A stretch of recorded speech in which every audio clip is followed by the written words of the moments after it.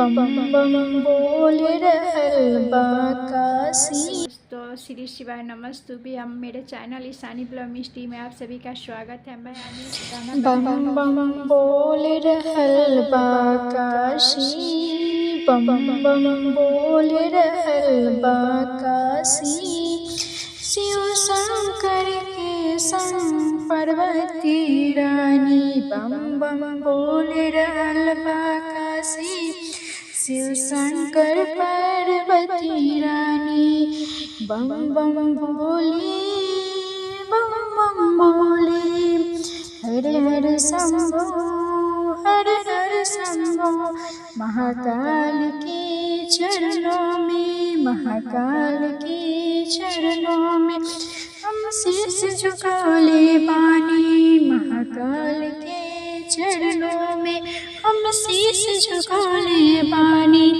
गौरी के नैना में, गौरी के नैना में सपना समाइल बानी। गौरी के नैना में सपना समाइल बानी। शिव के मिले के उमंग जगले बानी। शिव के मिले के उमंग जगले बानी। गंगा जल से अर्जी भर के मंगले शंकर के करे जल गाले बानी। मंगले शंकर के करे जल गाले बानी। कैलाश के शिखर पे बजे बधैया, कैलाश के शिखर पे बजे बधैया। शिव पार्वती जी के साई सजे बरतिया। शिव पार्वती जी के सजे साई बरतिया। सजले बाराती, सजले बाराती। देवता सब आइल बानी, देवता सब आइल बानी। नदी के डोरी पे शिव जी विराजे। नदी के डोरी पे शिव जी विराजे। शिव के जाटा जट में गंगा समैले बानी। शिव के जाटा में गंगा समैले बानी। भस्म लपटाइल बानी, गले में सर्प आइल बा। भक्तन के खातिर कृपा बरसाले बानी। भक्तन के खातिर कृपा बरसाले बानी। महादेव माता से प्रेम दिखाले बानी। महादेव माता से प्रेम दिखाले बानी। भोले भोले, भोले भोले, बोलो बोले जय पार्वती मैया। शिव के बिना माता के पहचान नहीं है।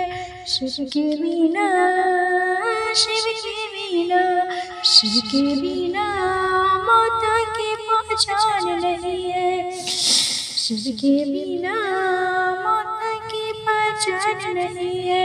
बम बम बोलो, बम बम बोल रहल बा काशी। बम बम बोल रहल बा काशी। शिव शंकर के संग पार्वती रानी। शिव शंकर के संग पार्वती रानी।